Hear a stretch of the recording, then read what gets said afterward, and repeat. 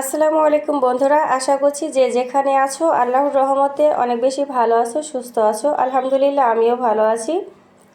নতুন একটি blog video নিয়ে চলে আসলাম আমি আমার বন্ধুদের মাঝে। আশা করব আমার সকল বন্ধুরা ভিডিও শুরুতে একটা লাইক দিয়ে পুরো ভিডিওটা কন্টিনিউ করবে।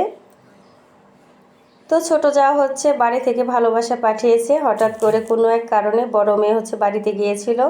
তো ছোট যার বাড়িতে হচ্ছে মেহমান এসেছিল, হয়তো আমি সঠিক জানি না। তো যাই হোক, মেয়ের কাছে হচ্ছে রাতের জন্য খাবার পাঠিয়ে দিয়েছে। তো রান্না করেছিল হচ্ছে পোলাও আর মুরগির মাংস, গরুর মাংস দুটো মিশিয়ে দিয়েছে। তো যাই হোক, অনেক খুশি হলাম, অনেক ভালো লাগলো। এটাই হচ্ছে ভালোবাসা। তো আমরা যখন হচ্ছে তিন যা একসঙ্গে থাকি, বাড়িতে ছিলাম, তখন যে কোনো রান্না পিঠা বলে কিন্তু মাঝে মাঝে আমরা করে খেতাম, তোমাদের মাঝেও অনেক শেয়ার করেছি।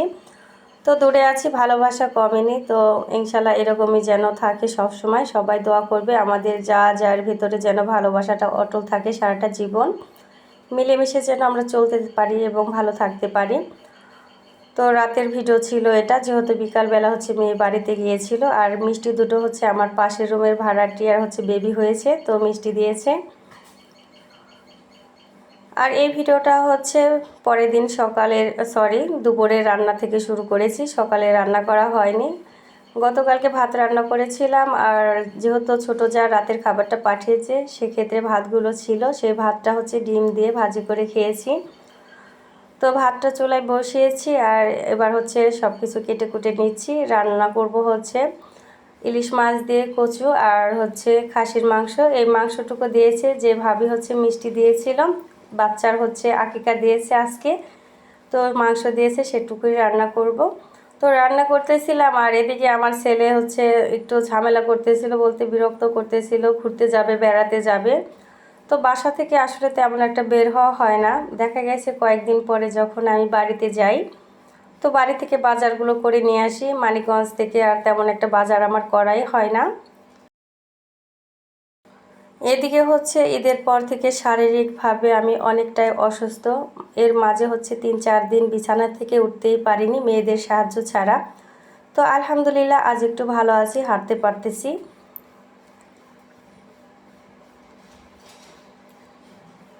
তো মাংসটাকে হচ্ছে সব মশলা দিয়ে মেখেই রান্না করব। তো রান্নার পাশাপাশি যেগুলো কাজ আমার করা চলবে সেই কাজগুলো করে নিচ্ছি, এতে করে রান্নার শেষে কিছুটা সময় রেস্ট করার সময় পাবো। তো গতকালকে সকালবেলা খুবই খারাপ লাগতেছিল, এই জন্য হচ্ছে রাইস কুকারে ভাত রান্না করেছিলাম। রাইস কুকারে তেমন একটা রান্না করা হয় না, তো এটা হচ্ছে তুলে রাখবো। আর এই রাইস কুকারটা হচ্ছে আমার ছোটো যা আমাকে দিয়েছে যখন হচ্ছে বাসায় আসি, একদম নতুন। অনেক সময় দেখা যায় হচ্ছে গ্যাসটা শেষ হয়ে গেল, সঙ্গে সঙ্গে কিন্তু গ্যাস আনা আমার পক্ষে সম্ভব হবে না, যেহেতু হচ্ছে ছেলে মেয়েদেরকে নিয়ে আমি থাকি, একটু সময় লাগবে। সেজন্য হচ্ছে ছোটো জায়টা দিয়েছে, সাময়িকভাবে যেন ভাত খিচুড়ি কিছু একটা রান্না করে খেতে পারি। আমরা যারা গৃহিণী আছি তাদের তো সবসময় কিচেনের কাজগুলো থেকে যায়।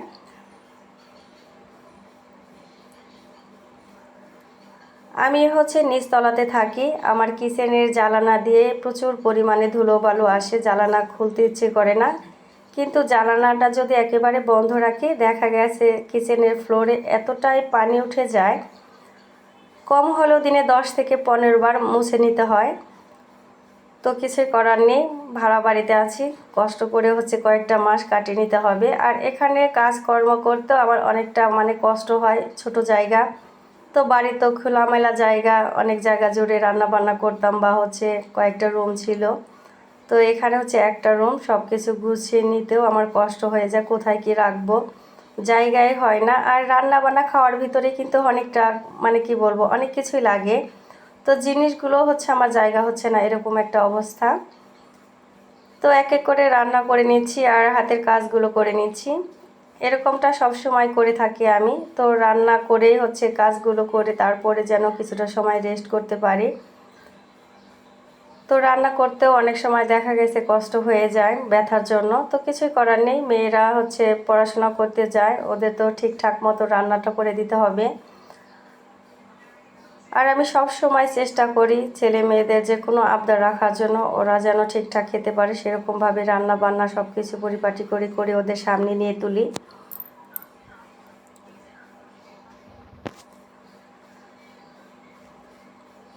যে সকল বন্ধুরা ভিডিও দেখতে দেখতে আমার সঙ্গে এতদূর চলে এসেছো অথচ একটা লাইক দিতে ভুলে গিয়েছো, একটা লাইক করে দিও।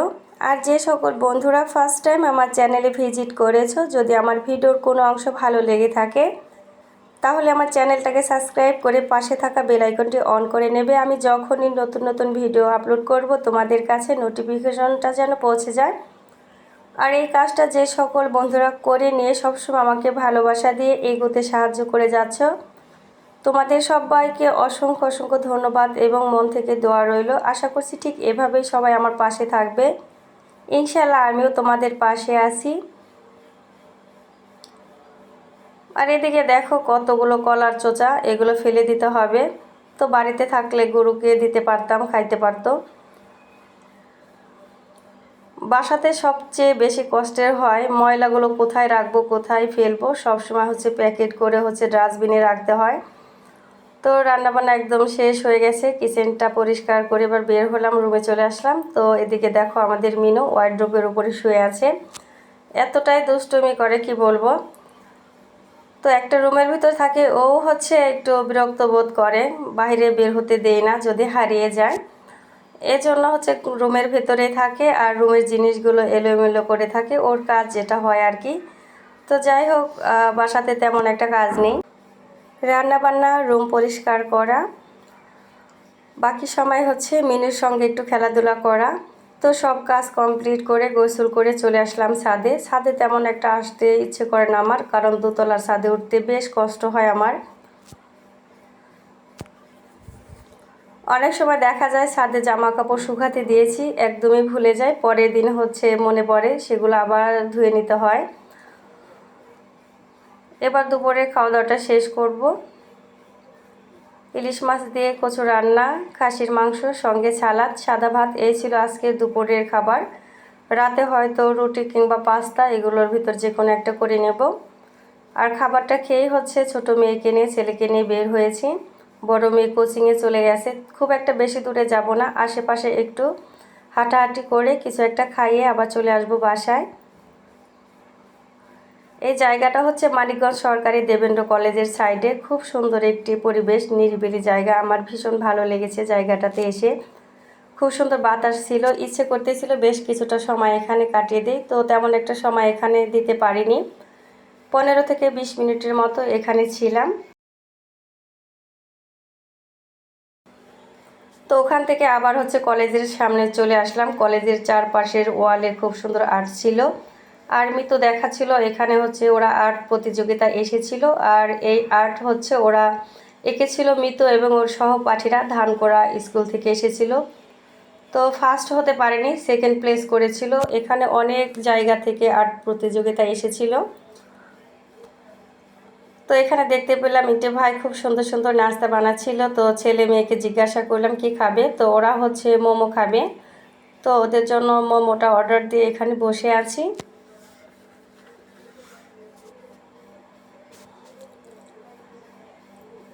তো চিকেন মোমোর অর্ডারটা করেছিলাম, ছোট ছোট সাইজের চিকেন মোমো। এর প্রাইস ছিল 100 টাকা 5 পিস।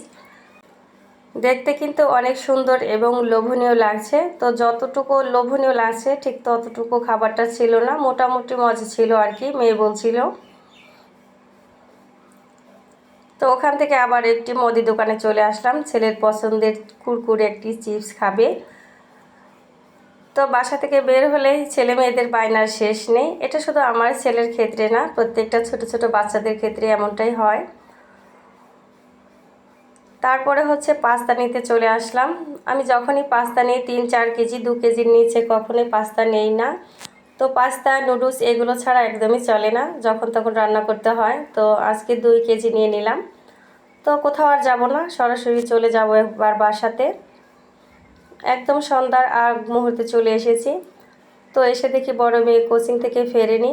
তো ছাদে চলে আসলাম জামা কাপড়গুলো নেওয়ার জন্য। ভিডিও কিংবা ভয়েসের মাঝে কোথাও ভুল হলে বন্ধুরা ক্ষমার দৃষ্টিতে দেখো। আর ভিডিওটি কেমন হয়েছে কমেন্টের মাধ্যমে জানিয়ে যেও। তোমাদের সুন্দর সুন্দর কমেন্টের মাধ্যমে নতুন ভিডিও বানাতে আমি অনেক বেশি উৎসাহিত হই। তো আজকের মতো ভিডিও থেকে বিদায় নেব, আর লং করব না। আমার সকল বন্ধুদের প্রতি শুভকামনা রেখে বিদায় নিচ্ছি। সবাই ভালো থাকবে, সুস্থ থাকবে। আল্লাহ হাফেজ।